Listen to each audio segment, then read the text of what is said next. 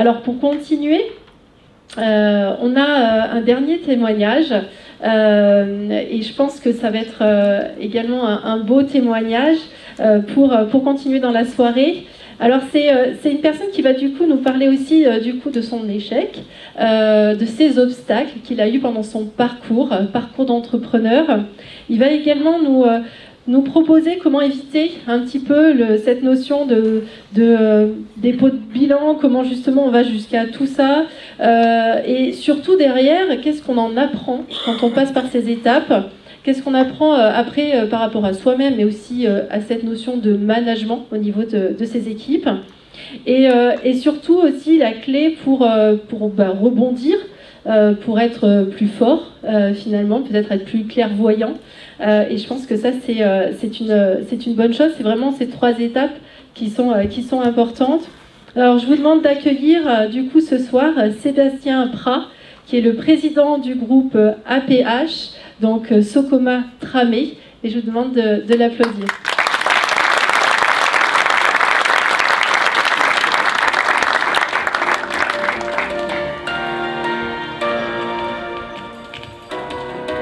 Bonsoir à tous. Donc merci d'être présent ce soir. On m'a pas laissé le choix. Ah. Mais je crois qu'il y a eu un coupable ce soir. Je crois qu'il y a eu une personne un peu coupable ce soir, qu'on va pouvoir tous lui dire que c'est finalement lui le meilleur des tricoteurs. C'est le coupable, c'est lui qui tisse du lien, effectivement. Depuis le début de la soirée, on a entendu parler, on vous a présenté plein de gens, et il y a un prénom qui est revenu régulièrement, mais qu'on n'a pas encore vu. C'est Jérôme. J'aimerais que tu viennes, Jérôme. Oui, parce qu'en plus, tous les deux, je crois que tous les deux, il y a une histoire de poule en plus. Je sais pas, il y a des histoires un peu bizarres quand même. Hein. J'ai croisé, il y a quelques années de ça, Jérôme Bruyat, dans le cadre d'une préparation mentale, parce que je souhaitais faire la version du 45 km de la Saint-Élion. Et j'étais sûr que j'allais pas y arriver. Donc j'ai rencontré un peu par hasard Jérôme, et Jérôme il m'avait prévenu. Jérôme il m'a dit, pendant la course, tu vas avoir mal de partout. Donc il va falloir que tu apprennes à les gérer. Alors je sais pas si vous le connaissez, mais il a une technique, une spéciale. C'est le coup de la petite poule blanche. L'idée de base, en fait, c'est juste de détourner votre attention quand effectivement vous avez des douleurs qui apparaissent, ou autre chose, ou des doutes. Et donc, au cours de la course, effectivement, j'ai des douleurs qui sont apparues un peu partout, même à des endroits où j'aurais pas imaginé que ça puisse arriver, et même à des endroits où on savait même pas qu'on pouvait avoir des muscles. Mais en attendant, j'ai pensé à cette fameuse petite boule blanche. J'ai pensé à des marrons, à des noirs, des grosses, des coques, à peu près toute la basse-cour. Bon, ça m'a permis d'arriver jusqu'au bout. Ça m'a permis d'arriver.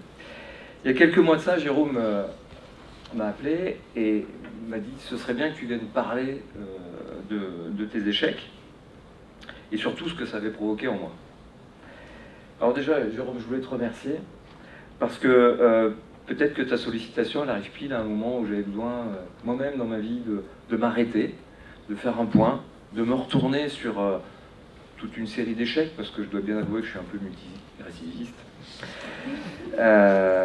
Et finalement, ça arrive peut-être un moment charnière de ma vie où j'ai peut-être des choix à faire et des nouvelles envies. Donc merci, Jérôme. Je crois qu'on peut la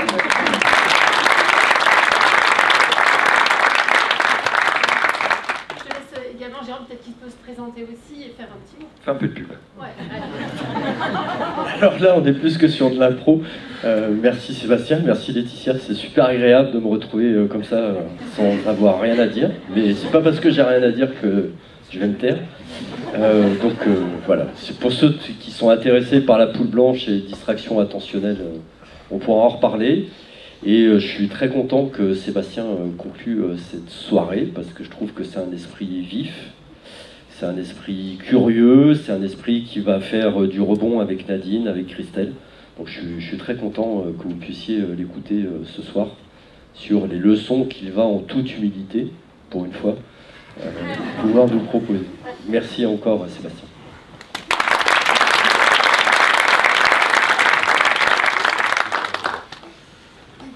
Donc je vais vous parler très modestement de mes échecs, et comme ça a déjà été dit, le rebond qui est le mien, et qui est évidemment spécifique à chaque personne qui a tenté un truc et qui n'a pas réussi. Comme je vous l'ai dit, j'en ai fait plusieurs, je ne vais pas tout vous expliquer, parce que sinon, alors on a un peu d'avance, on risque d'avoir un peu de retard du coup, pardon. Voilà, donc les échecs, j'en fais pas un étendard, j'en ai pas honte, ils me font, parce qu'au moins j'ai essayé. Je m'appelle donc Sébastien Prat, j'ai 51 ans, je gère des sociétés dans le bâtiment, dans le domaine de la charpente métallique, couverture et le bardage. J'ai repris la société à la suite de mon père, qui l'avait lui-même repris en 1993 pour déposer le bilan en 1996. Vous voyez, les échecs, c'est de famille. Personnellement, je suis arrivé dans l'entreprise en 2001. J'en ai pris la présidence en 2007. Alors, quand je dis j'en ai pris la présidence, c'est dur de bosser en famille. Donc il a fallu que je fasse un peu ma place avec mon père. Mais j'y suis arrivé petit à petit. C'est pas facile de tuer son père. Je vais donc vous présenter le plus beau de mes échecs. 1 million d'euros. En moins. Sinon en plus c'est pas un échec. Après coup, avec le recul, je considère que ça aura été un peu le prix de ma formation. C'est un peu cher. C'est pas forcément remboursé par toutes les autres co. Mais en tout cas, ce million d'euros, alors je suis un peu gêné d'en parler ici parce que notre hôte, le Crédit Agricole, est l'un de nos partenaires banquiers, mais tout va bien aujourd'hui. Mais en tout cas, comme vous le disiez, nos partenaires banquiers ne nous ont peut-être pas aidés, mais ils ne nous ont pas lâchés. Et c'est peut-être ça aussi ce dont on avait besoin, et qu'on ne nous a pas coupé l'ensemble des lignes de crédit qu'on avait à l'époque, et que grâce à ça, entre autres, on a pu s'en sortir. Donc 1 million d'euros, c'est la perte qu'on a fait sur un exercice d'un peu moins de 6 millions d'euros. On est en 2010, on sort de la crise des subprimes. J'ai géré la crise n'importe comment. Avec 1 million d'euros, on n'a plus de fonds propres, il n'y a plus d'argent qui circule, il n'y a plus rien. Il n'y a plus rien. On est au début du mois de septembre 2010. Je ne me souviens plus la date, je me souviens que c'était au mois de septembre, et je me souviens que c'était un jeudi. Notre commissaire aux comptes vient me voir, il me dit Sébastien, il faut monter au puits, au tribunal de commerce, et il vous reste qu'une seule chose à faire, c'est déposer le bilan. Vous vous en sortirez pas. Je rentre le jeudi soir, enthousiaste, et je me lève le vendredi matin. Comme d'habitude, je vais dans la salle de bain, je me regarde dans le miroir, et au bout d'un certain temps, j'ai ma compagne qui vient me chercher dans la salle de bain. Je suis assis par terre, je ne sais plus où je suis, je ne ressens plus rien, j'ai plus d'envie, je suis vidé. J'avais déjà entendu parler de la solitude du dirigeant, je n'avais pas goûté à ce que c'était, et là, j'étais ivre de ça. Elle me conseille de ne pas aller au travail. Bien évidemment, je ne l'écoute pas. Sinon, ce serait trop beau. Je prends ma voiture. Je me souviens même plus du trajet. Et j'arrive dans mon bureau. Et je m'assois sur mon fauteuil. Et je passe la journée dans mon fauteuil. Je fais rien. Enfin si, je pense à plein de trucs. Je suis nul. Je suis nul. Je suis pas à ma place. J'ai détruit tout ce que mon père avait construit. Et j'entraîne dans mon incompétence une quarantaine de familles. J'ai tout perdu. Plein de choses ultra positives qu'on se dit quand on est dans cette situation, et que je pense que chaque chef d'entreprise qui est ici dans cette salle a à un moment donné ou un autre ressenti. Le soir, je rentre, et s'arrête là ma chute, et je commence à rebondir. J'ai toujours pratiqué le cyclisme, et le lendemain matin, je monte sur mon vélo, tout seul. Je vais faire des kilomètres. Je pense. Et je pense naturellement que le vent qu'il y a sur mon visage, mais ça me rappelle juste que je suis vivant. Je pense que chaque arbre, chaque fleur que je vois, n'ont jamais été aussi beaux. Je pense que ce qui est simple est fort, et je pense que l'instant est simple. Je pense que rien ne peut aller contre la volonté de l'être humain, surtout lorsque ça s'exprime sous la forme d'un instinct de survie. Et c'est bien ça qui m'anime à ce moment-là. Émile Zola a dit « Rien n'est jamais fini, il suffit d'un peu de bonheur pour que tout recommence. » Je crois que sur mon vélo, j'ai trouvé le bonheur. Et maintenant, je ne le cherche plus. Parce que le bonheur, il est dans l'instant. Et je vis chaque instant comme un moment de bonheur et je suis particulièrement heureux d'être avec vous tous ce soir. Dans ce rebond, j'ai rechuté. J'ai rechuté pourquoi? Parce que j'ai oublié deux choses. Moi et les autres. À titre personnel, il faut d'énergie pour relancer une entreprise qui a plus d'argent, qui a plus de flux, qui a plus de dynamique. Donc j'ai mis toute cette énergie dans l'entreprise et je me suis épuisé. Je n'ai pas fait un burn-out. Mais un matin, je me suis levé et j'avais un bouton sur le torse. Et le lendemain, j'en avais 10. Et le surlendemain, j'en avais 50. Et au bout d'une semaine, j'avais le tronc entièrement recouvert de boutons. Un psoriasis géant, m'a dit le docteur. Il m'a donné de la pommade et il m'a dit t'en mets pas partout. Le problème c'est que des boutons j'en avais partout.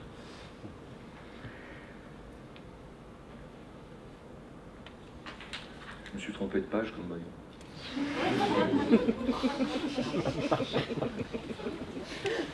Non, je pense que les pages se sont mélangées. Je sais pas où t'as mis la pommade. Et en plus, je n'ai pas numéroté les pages.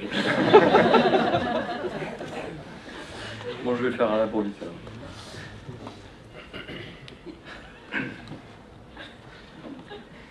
Ce psoriasis, il a quand même un avantage. C'est que quand vous transpirez, ça vous transfère de milliers d'aiguilles. Et ça fait mal. Ça fait mal. Et j'ai découvert un truc. C'est que votre esprit peut être fort, mais votre esprit ne doit jamais oublier votre corps. Parce que votre corps, il vous parle. Et que j'ai découvert que quand il y avait quelqu'un qui était en train de m'énerver, avant que mon cerveau soit au courant qu'il était en train de m'énerver, j'avais mon cœur qui s'accélérait, j'avais ma transpiration qui augmentait, et du coup, j'avais plein d'aiguilles qui me transperçaient. Et du coup, ça m'a servi pendant plusieurs mois comme signal d'alarme. Ça me permettait de faire redescendre la pression quand il y a quelqu'un en face de moi qui m'énervait. Je vous garantis qu'il y avait du monde qui m'énervait.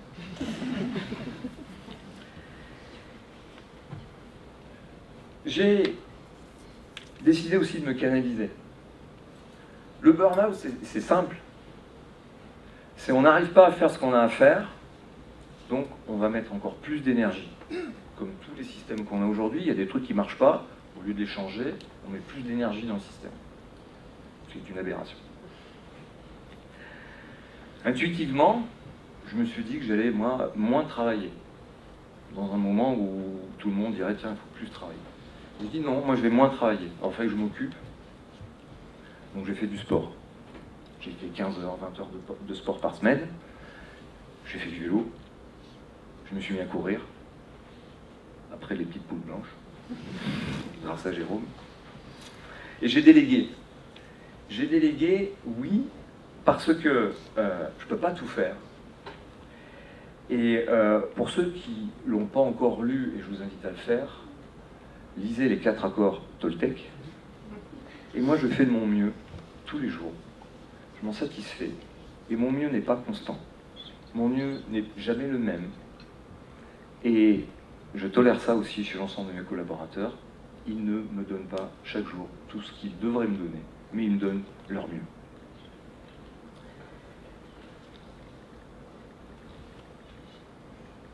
Et puis, donc je passe cette période un peu du pluralisme, un peu désagréable, hein, malgré tout, hein.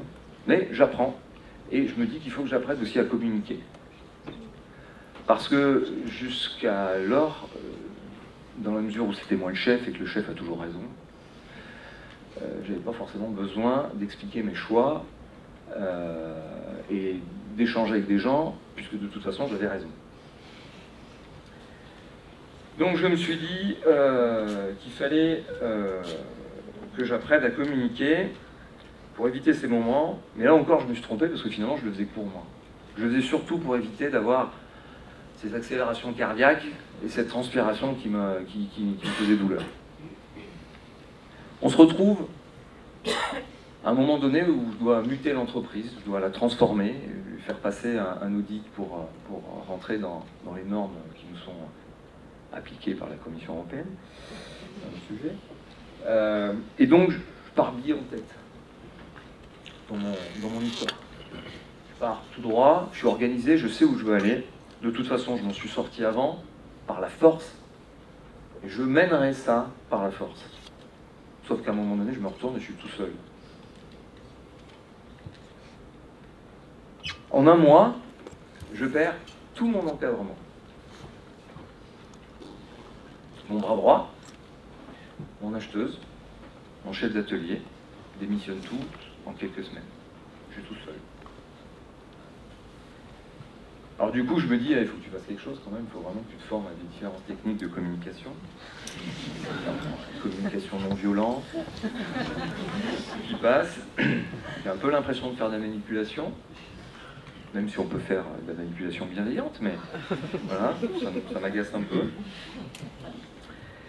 Il faut faire attention à comment on s'exprime, pas juger. Enfin, ceux qui ont fait de la communication non violente, vous savez ce que c'est.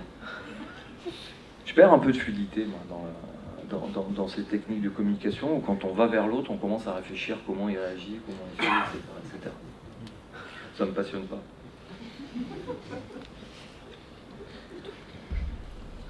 Pas très fluide. Moi, j'ai juste envie de dire je t'aime à tout le monde. C'est simple. Et je vous jure, j'ai essayé, même dans le boulot. Ça choque, mais ça marche. Au cours de ces formations que j'ai suivies, je découvre de façon horrible une règle qui s'appelle la règle des 3 V. Je ne sais pas si vous connaissez. Donc, c'est-à-dire que dans chaque discours que vous pouvez avoir, il y a 7% de ce qu'on tente de communiquer qui passe par les mots, par le verbal, 38% par le vocal, l'intonation, le rythme, et 55% par la gestuelle. Ça me perturbe. 93% de ce que je tente de vous transmettre ce soir ne passe pas par la parole. Mais surtout de la façon dont je parle ou je bouge. Vous savez combien de temps j'ai passé pour faire ces slides? C'est un peu désespérant, non? Alors, moi je me dis, je vais me concentrer sur le plus gros pourcentage, c'est-à-dire les 93%. Je vais m'intéresser à comment les gens parlent, comment les gens bougent. Mais bon, niveau formation, j'en ai un peu marre. J'ai jamais été très bon à l'école, j'ai toujours préféré la pratique. Donc je me dis qu'il faut que je revienne à quelque chose de plus instinctif, plus animal. Et je me dis que finalement, si je me contentais de ressentir les choses, de ressentir les gens, et dans les moments qui sont durs, on ne va pas vers les autres. On se recroqueville. Moi, j'ai voulu faire le contraire. J'ai voulu aller chercher le ressenti des gens pour arriver à m'en sortir moi-même, finalement. Donc pour ça, je ressens beaucoup. Je ressens plein de choses ce soir. Je ressens beaucoup d'émotions sur ce qui a été vécu. Et surtout, je me tais. Je ne parle pas. Ce que Laetitia m'impose à faire ce soir, c'est une torture. Peut-être avoir une surréaliste qui va ressortir. Apprenez à vous taire. Et pour les adeptes des accords Toltec, c'est le premier. Taisez-vous, écoutez. Et je pense qu'un truc toujours à dire aux gens, c'est que je les aime. Alors aujourd'hui, je suis simplement et modestement Sébastien. J'ai passé ma vie de chef d'entreprise à gérer des échecs, et je continuerai à le faire. Sans peur. Je les attends pas, mais j'y suis prêt. Parce que si vous espériez que la vie allait être sympa avec vous, elle ne le sera pas. Et en plus, si vous avez décidé d'être chef d'entreprise, vous serez cabossé, ou vous aurez des faits. Les échecs sont juste le chemin vers quelques réussites que nous connaîtrons dans nos vies. Mes échecs m'ont appris, ils m'appartiennent, ils sont à moi, et ils ont été la fondation de quelques succès que j'ai pu avoir dans ma vie. Quand on échoue, on ne se sent pas bien. Et pourquoi on ne se sent pas bien? On ne se sent pas bien parce qu'il y a des codes sociaux. Et moi, j'ai beaucoup de mal avec les codes sociaux. Il faut impérativement que vous en affranchissiez. Surtout quand ils ont les yeux de ceux qui n'ont pas fait ce que les chefs d'entreprise ont fait, tenter. Je voudrais juste terminer mon propos en vous expliquant que mes échecs m'ont permis de passer le Covid avec succès, sans échec. 0 heure de chômage partiel, pas d'arrêt de nos chantiers, pas d'arrêt de l'entreprise, dans une ambiance qui était délétère entre notre fédération et le ministère du Travail à l'époque. Pas de souci pour reprendre le travail puisqu'on ne l'a pas arrêté. Et ça, on l'a fait ensemble avec tous les salariés. Parce qu'à un moment donné, on a trouvé notre bonheur et ce bonheur collectif de travailler ensemble dans un moment qui était particulièrement dur pour tout le monde. J'en tire pas de fierté, mais 10 ans d'échecs m'ont conduit à ce que je suis aujourd'hui. Pendant cette période, en 2020, on était confinés. Je fais partie d'une association qui s'appelle l'APM, qui est une association qui considère que le développement du dirigeant passe par... le développement de l'entreprise passe par le développement du dirigeant. Et les dirigeants n'étaient pas bien pendant cette période. Et moi, je n'étais pas inquiet, parce que plus les gens sont inquiets et excités autour de moi, et plus ça me plaît. Ils m'ont donné beaucoup, et ils m'en donnent encore beaucoup aujourd'hui. Et je les sentais tendus pendant cette pandémie. Un matin, je suis arrivé à 6 heures, et j'avais envie de leur adresser un message d'amour. Donc je leur ai écrit, je vais vous lire les quelques lignes que je leur ai écrites. Chers tous, pour débuter ce qui sera sans doute une belle, une formidable, une inoubliable nouvelle journée, je voulais juste vous dire que je vous aimais. Aussi vous rappeler que je ne suis que ce que sont les personnes autour de moi et pour ceux qui concernent l'APM, des optimistes viscéraux, des combattants, des visionnaires, des turbulents, des disruptifs. Bien évidemment, je ne prétends pas accumuler les qualités de chacun, mais j'ai des bouts de vous partout autour de moi et que j'en suis fier. Si nous savons tous que lorsque la pluie ne tombe pas, le sillon sera plus dur à creuser, je sais que nous saurons creuser tout de même dans la difficulté, mais toujours avec optimisme, puisque ce que nous plantons aujourd'hui dans un moment aride sera les récoltes que nous ferons demain, même si elles doivent être modestes. Profitons de ce moment pour imaginer autre chose, sans aucun a priori, et surtout, et ce n'est pas naturel chez nous, sans chercher à résister au changement, puisque de toute façon, nos horizons sont bouchés. Alors, rêvons, imaginons, volons avec cet optimisme qui vous caractérise tous. Laissez-moi voler avec vous. Soyez ma portance comme toujours. Merci d'avance pour ce magnifique service. Encore une fois, le plus simplement du monde, je vous aime. Et je vous souhaite une belle, une formidable, une inoubliable nouvelle journée. J'aimerais que vous reteniez ces lignes, aussi pour vous, et pour rêver à tout ce que vous allez faire à présent, pour rebondir à chaque fois que vous aurez l'impression d'être en situation d'échec. Je vous livre un dernier message pour rebondir sur ce qu'a expliqué Nadine, sur la notion de robustesse qu'elle a développée brillamment tout à l'heure. Cette notion, elle est opposée avec la performance. Vous savez, cette performance qu'on nous demande de faire comme une injonction permanente. Pourquoi? Me concernant, je ne vous cache pas, je ne suis pas performant. Je suis juste robuste. Et dans un monde fluctuant, soyez-le tous. Merci.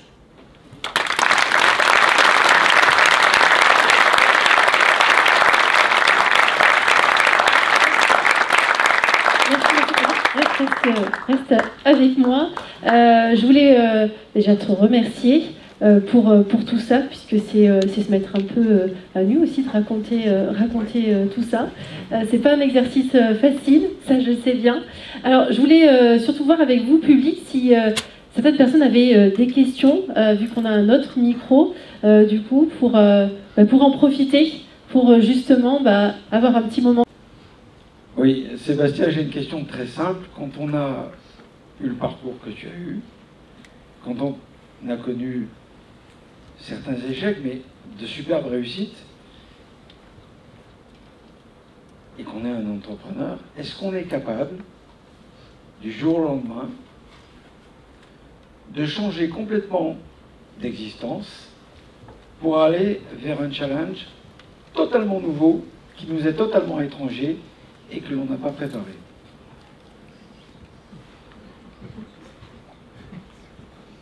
C'est à toi de répondre.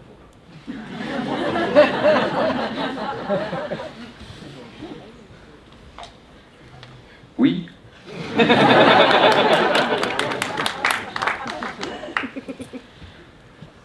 Je pense que l'ADN du chef d'entreprise, c'est d'être en permanence en mutation.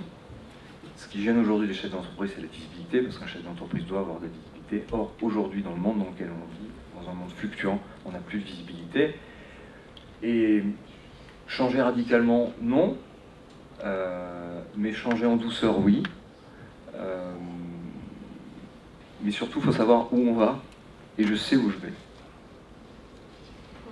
Ça te va comme réponse?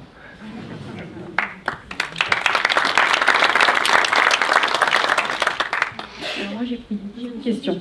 Par rapport à de la curiosité, vous avez indiqué que tous vos 4 dirigeants sont partis. Est-ce que vous savez pourquoi ils sont partis? Est-ce que vous avez pu les récupérer ou non?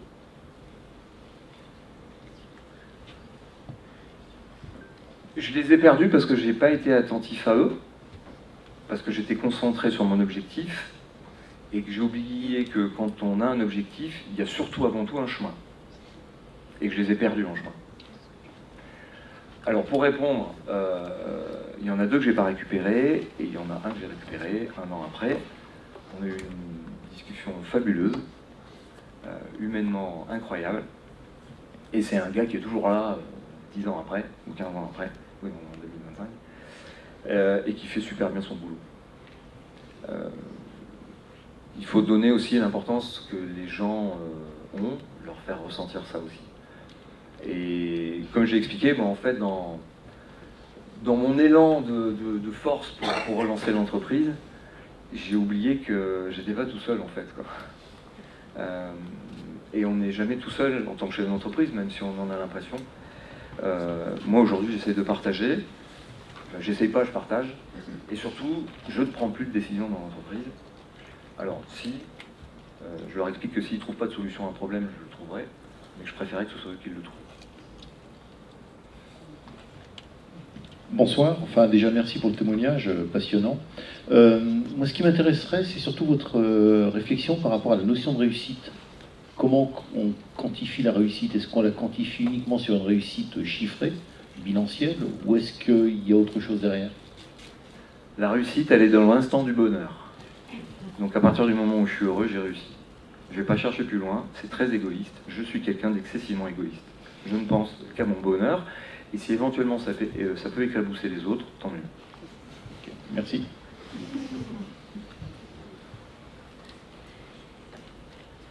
Bah, je vais là.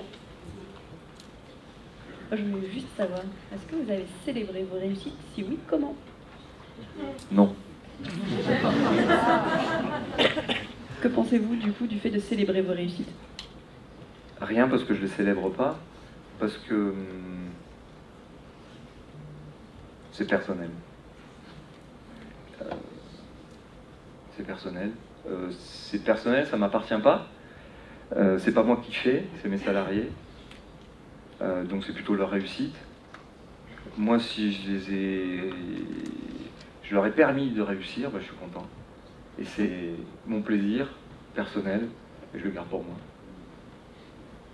Je suis très égoïste. Merci pour votre témoignage. Moi, dans tout ce que vous avez dit, il y a une chose qui a fait écho, une notion qui a fait écho en moi. C'est la notion du sport, parce que vous avez parlé de vélo, vous avez parlé de course. Moi, ce que j'aimerais savoir, c'est vous, dans votre parcours, aussi bien dans l'échec que dans la réussite, quelle est l'importance que vous a... Qu'est-ce que vous a apporté le sport, en fait? Et si vous n'aviez pas eu le sport, est-ce que vous pourriez aujourd'hui avoir le même témoignage sur votre réussite?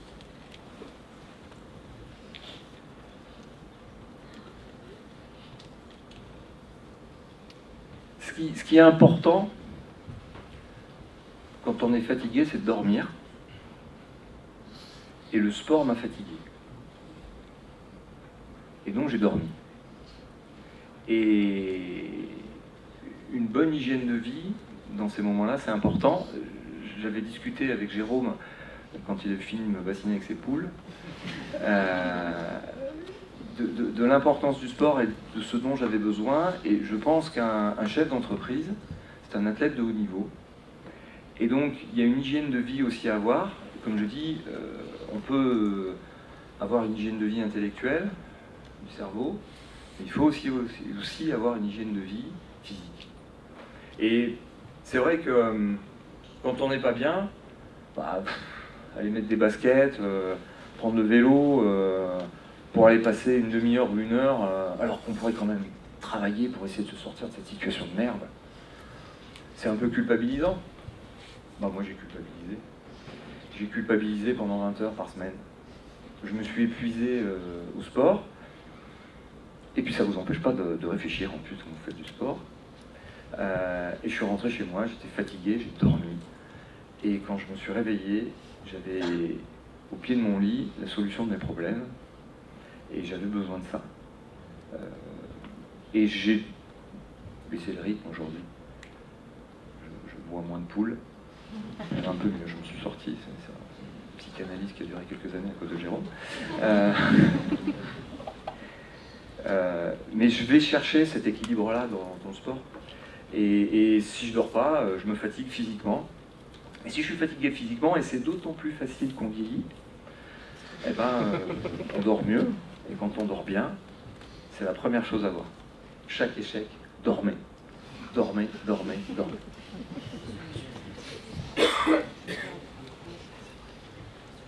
Et dormez sans prendre de cachet. Hein. Une autre question?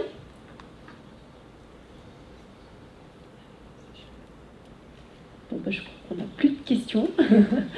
Eh bien, merci beaucoup.